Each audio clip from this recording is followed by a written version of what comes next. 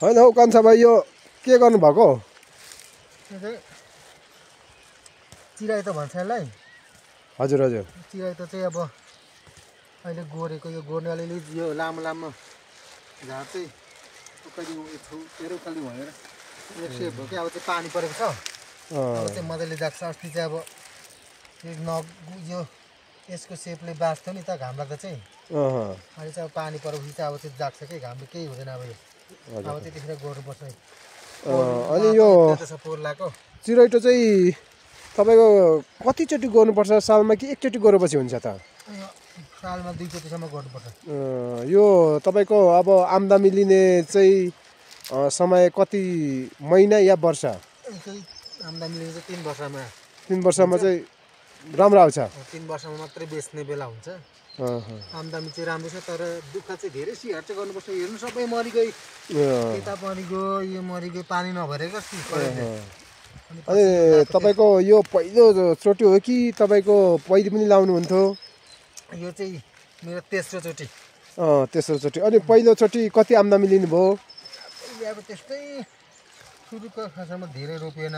त्यही 4-5 मन होला। अनि अब पोहोरको साल चाहिँ अनि तपाईँको मनको चाहिँ कसरी बेच्नु भयो त? आम्दानी कसरी लिनुभयो? ए जेस राम्रै छ। अब यति भन्नु चाहिँ हुँदैन। जेस अब यो समयअनुसार अब भाउ अनुसार के तपाईँको भाउ कति आउँछ जस तपाईँको यसो हुन्छ। अनि फेरि पोहोर चाहिँ राम्रै हो। हजुर पोहोर चाहिँ राम्रै थियो। यो 10-12 मन। 10-12 मन। कसरी मनको बेच्नु भयो पोहोर चाहिँ? मनको 40-42 44-45। भनेपछि तपाईँले राम्रो आम्दानी लिनुभएछ। 10 मनको त जोस् राम्रो आयो। ठिकै हो आम्दानी त। यसो अब यसो तपाईँको अब मजदुरीलाई दिनै पर्यो होइन? हजुर तर दुःख चाहिँ बहुतै दुःख छ तपाईँको। हजुर हजुर।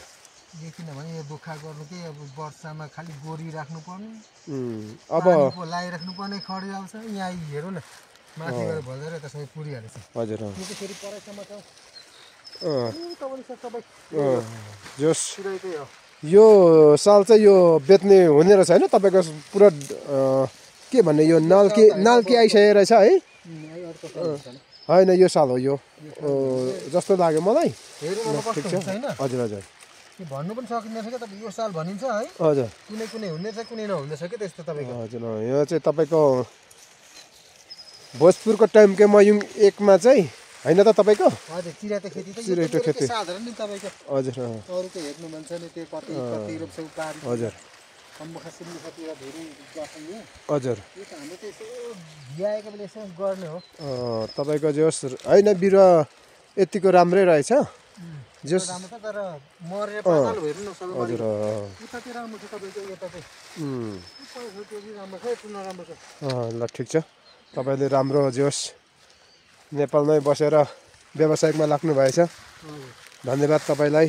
अब फेरि पनि अब यसरी लाउनु होला। ठ्याक्कै यहाँ चाहिँ म चाहिँ अहिले तपाईँको टाइमकै मयुङ हो। जस तपाईँको फेरि नै पर्यो यो गाउँ पाङखाङ फलाटेमा चाहिँ तपाईँको हाम्रो युवाहरू चाहिँ व्यवसायमा एकदम लागिरहेको छ। ए मौरी पालन पनि गर्नुहुन्छ? ओहो त ढुङ्गामाथि तपाईँको राखेको चाहिँ सबै मौरी? ल 44 डुट। अनि तपाईँको म हाराहारी 44 डुटमा त धेरै पाउँछ होला त होइन? तपाईँको शेरको 1500 छ। 1500 तर यो चाहिँ मेरो चाहिँ होइन, मेरो बाउको। बाउ तपाईँको बाउको नाम चाहिँ? शिरकमल राईको हो। अच्छा शिरकमल राई। तर अहिले 44 डुट छ तर डुट गर्दा चाहिँ तर मौरी बस्ने चाहिँ 13-14 डुट होला। भनेपछि राम्रै हुँदैछ मौरी पालन पनि। भनेपछि शिरकमल राईज्यूले पनि जोस् मेहनत गरेको रहेछ। उहाँले राम्रो आइडिया लाउनु भएछ। जोस् म भनेको त यसरी दुःख गर्नु पऱ्यो नि त तपाईँको व्यवसायिक यो चिराइटो जस्तो त होइन र? हजुर दुःख गर्नु पर्यो नि चाहिँ। अनि यो मौरीको दुध चाहिँ तपाईँको यहाँ ढुङ्गामाथि राखेर चाहिँ यसो अनि के फटाहरूले यसो चोर्दैन? चोर्दैन कि अहिलेको जमानामा पहिले पो चोर्थ्यो त खानु नपाएर कुखुरा चोर्थ्यो सुँगुर चोर्थ्यो मौरी चोर्थ्यो सबै चोर्थ्यो हजुर अहिले त्यस्तो जमाना छैन सबै बुझ्ने छ गाउँघरमा जोस् यो गाउँमा युवाहरू धेरै बुझ्ने रहेछ एकदम राम्रो जोस् यो गाउँघर एकदम सुन्दर रहेछ तपाईँको अब सुन्दरै छ जोस् ठिक छ अब तपाईँको परिश्रम राम्रो होस् तपाईँको झन् भिरमौरी चाहिँ तपाईँको महँगो छ हजुर भिरमौली पनि पाउँछ है यता हजुर पाउँछ हजुर हजुर बेला बेला यसो अब त अहिले सके कसैकोमा त होला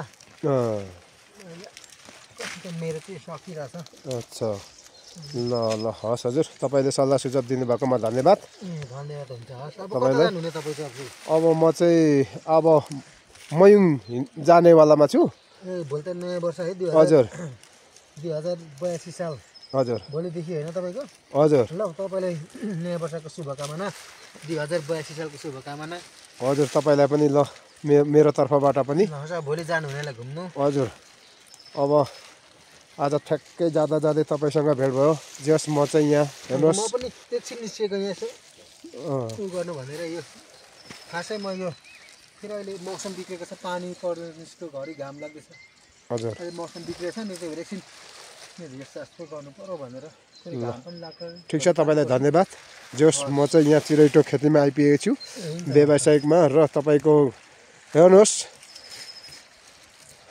तपाईँहरूले पनि यसो चिरैटोहरू कसरी गर्ने भनेर हेर्नु होला तपाईँहरूलाई म फेरि फेरि लाउने छु ल हजुरहरूलाई धन्यवाद हजुरलाई म लागेँ अब जस मलाई खुसी लाग्यो यो चिरैटो बारेमा चाहिँ तपाईँ जस्तो युवाले व्यवसाय गर्दाखेरि चाहिँ